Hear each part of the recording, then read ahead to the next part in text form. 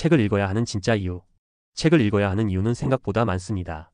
책 읽으세요 라는 말은 대부분의 사람들이 자주 듣는 조언일 텐데 많은 사람들은 이를 단순한 권유로만 생각하곤 합니다. 그러나 책을 읽는 것은 단순히 시간을 보내는 활동이 아니라 우리가 더 나은 삶을 살 수 있도록 도와주는 중요한 요소입니다. 오늘은 왜 책을 읽어야 하는지를 유쾌하고 흥미로운 예시를 들어 설명하려고 합니다. 자, 그럼 책을 읽어야 하는 이유에 대해 재밌고 깊이 있는 이야기로 풀어보겠습니다. 1. 지식의 확장, 세상을 보는 눈을 키운다. 책을 읽는 가장 큰 이유는 당연히 지식이죠. 그러나 그 지식은 단순히 공부와 관련된 것만이 아닙니다. 세상을 넓게 보고 다양한 생각을 하게 만드는 진정한 지식입니다. 예를 들어 헤르만 헤세의 데미안을 읽으면서 우리는 단순한 철학적 논의가 아니라 자아를 찾는 여정을 함께하게 됩니다. 주인공이 성장하면서 겪는 혼란과 갈등을 통해 내가 왜 이렇게 살아야 하지? 라는 질문을 던지게 되죠. 이런 책을 읽고 나면 나 자신에 대해 한 번 더 생각하게 되고 세상도 다르게 보이게 됩니다. 또한 여행서나 문화 관련 책도 도움이 됩니다. 예를 들어 파울로 코엘료의 알레프는 우리가 일상에서 느끼지 못한 다양한 삶의 의미를 탐구하게 하고 다른 문화와 사람들을 이해하는 데 큰 도움을 줍니다. 책을 통해 우리는 자신이 모르는 세계로 여행을 떠날 수 있게 되고 다양한 삶의 방식과 문화를 접할 수 있습니다. 결과적으로 우리는 책을 통해 세상을 보는 눈을 키우게 되는 것이죠.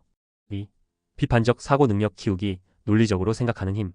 책을 읽는 것은 뇌를 운동하는 것과 같습니다.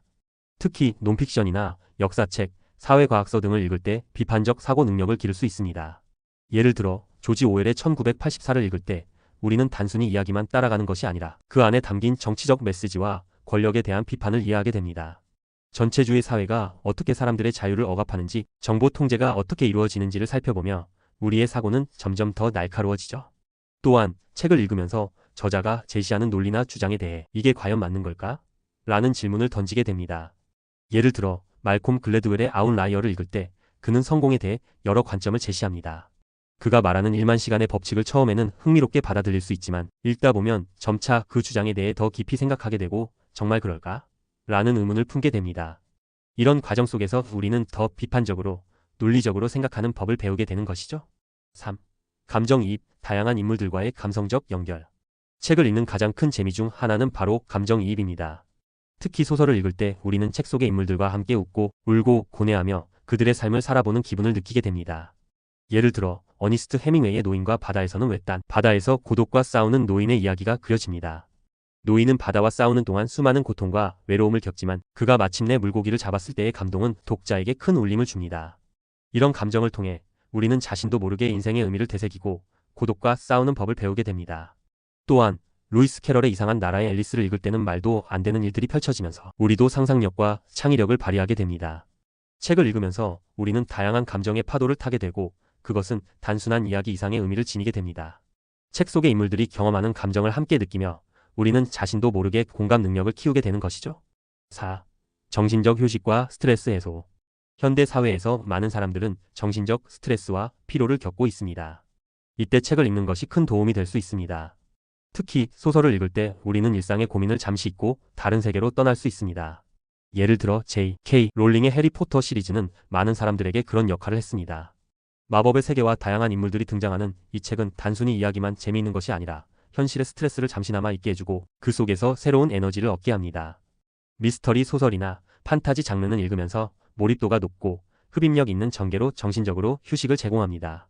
예를 들어 아서 코난 도일의 셜록 홈즈 시리즈는 단순히 사건을 추리하는 재미 외에도 다양한 인물들이 벌이는 이야기를 통해 머리를 식힐 수 있게 도와줍니다. 책을 읽으면서 우리는 전혀 다른 세계로 빠져들 수 있기 때문에 그 과정에서 정신적 재충전도 가능하게 되는 것이죠. 5. 언어 능력 향상, 창의력 증진.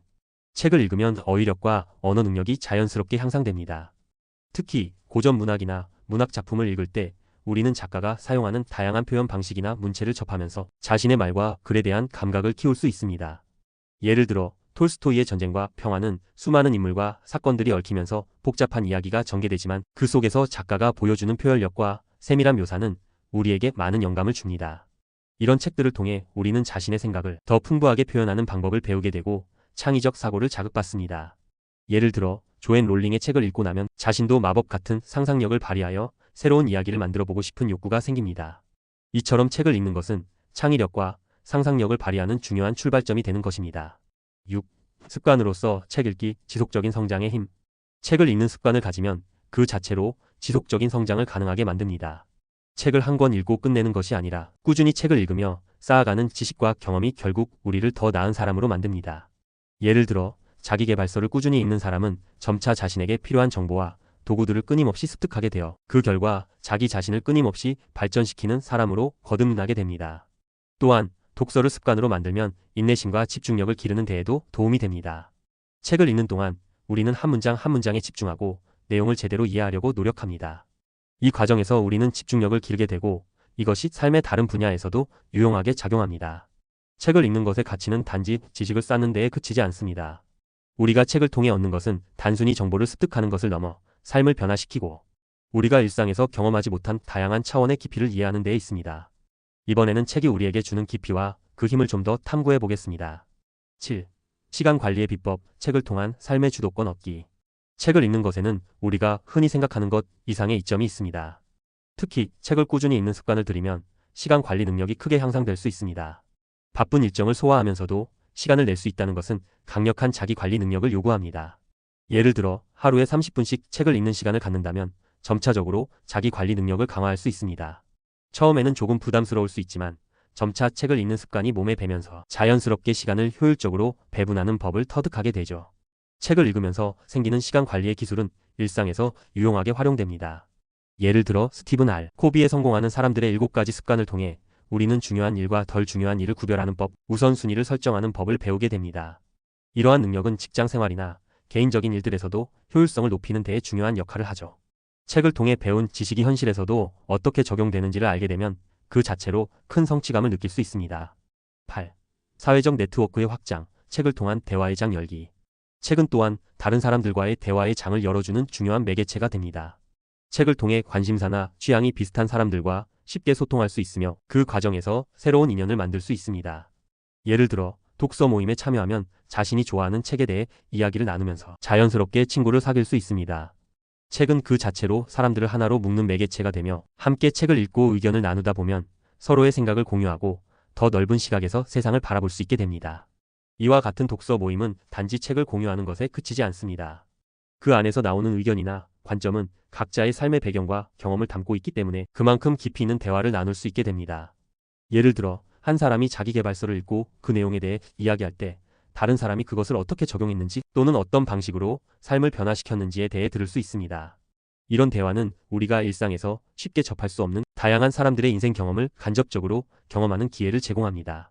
책을 읽으면 그 자체로 사람들과 연결되는 힘을 가지게 됩니다. 이를 통해 우리는 더 많은 사회적 관계를 맺고 생각을 나누며 다양한 의견을 존중하는 법도 배우게 되는 것입니다. 9. 자신의 삶을 돌아보는 기회, 깊은 자기 성찰.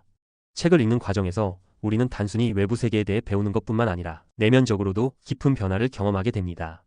우리가 책 속의 인물들과 함께 성장하거나 고통을 겪을 때 그 인물들의 상황을 내 삶에 비추어 생각하게 됩니다. 이때 자연스럽게 자기 성찰이 이루어지게 되죠. 책은 때때로 우리에게 강력한 질문을 던집니다. 파울로 코엘료의 연금술사에서 주인공이 자신의 꿈을 추구하는 것에 대해 끊임없이 질문을 던지며 자신만의 인생을 찾아가는 여정을 그립니다. 이 책을 읽으면 자연스럽게 우리가 어떤 꿈을 가지고 살아가고 있는지, 무엇이 정말 중요한 것인지 다시 한번 생각하게 됩니다. 이런 자기 성찰의 기회는 우리가 더 나은 삶을 살아가는데 필수적인 요소로 작용할 수 있습니다. 또한 영성 관련 서적이나 심리학 책을 읽으면서 우리는 내면의 평화를 찾고 정서적 치유를 경험할 수도 있습니다. 예를 들어 달라이 라마의 책이나 마르쿠스 아우렐리우스의 명상록을 읽으면서 우리는 마음의 평정을 찾을 수 있는 방법을 배우고 자신의 감정에 대해 더욱 깊이 이해할 수 있게 됩니다. 책은 그 자체로 자기 성장을 돕는 거울이 되는 것입니다. 10. 독서의 즐거움, 책을 통한 여유와 행복. 책을 읽는 것은 결국 즐거움과 행복을 가져옵니다. 우리가 독서를 통해 얻는 것은 단순히 지식만이 아니라 마음속 깊은 곳에서 느껴지는 기쁨과 만족감입니다. 예를 들어 J.R.R. 톨킨의 반지의 제왕 시리즈를 읽으면서 우리는 상상력의 세계에 빠져들고 그 속에서 자유롭게 떠날 수 있는 즐거움을 느낍니다. 마치 우리가 그 세계의 일부가 된 것처럼 책은 그 자체로 우리에게 큰 행복을 안겨줍니다. 책을 읽으며 흡수하는 이야기가 때로는 우리의 마음을 울리기도 하고 때로는 웃음을 주기도 합니다. 우리가 사랑하는 작가의 문체나 이야기가 펼쳐질 때의 긴장감은 독서의 묘미입니다. 예를 들어 존 그리샴의 법정 스릴러를 읽으면 끝까지 긴장을 놓을 수 없는 긴장감과 스릴을 느끼며 읽을 수 있습니다. 이와 같은 책을 읽을 때의 흥분과 몰입은 그 자체로 독서의 큰 매력입니다. 결론.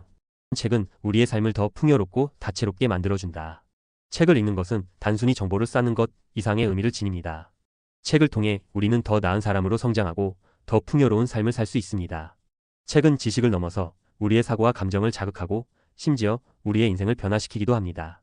책을 읽을 때 우리는 다양한 사람들의 삶을 간접적으로 경험하고 그 안에서 자신을 돌아보며 성찰합니다. 또한 책을 통해 얻은 교훈은 우리의 일상에서 실제로 적용되어 삶의 질을 향상시킵니다. 우리는 책을 읽음으로써 세상을 보는 눈을 넓히고 감정적 깊이를 더하며 비판적 사고를 강화합니다. 책은 우리에게 지적 성장뿐만 아니라 감정적인 안정과 정신적 충전을 선사하고 사회적 관계를 확장하는 데에도 중요한 역할을 합니다. 책을 읽는 것이 바로 성장의 여정이며 그 자체로 즐거운 경험임을 잊지 말아야 합니다. 그래서 책을 읽는 것이야말로 진정한 자기 개발의 시작입니다.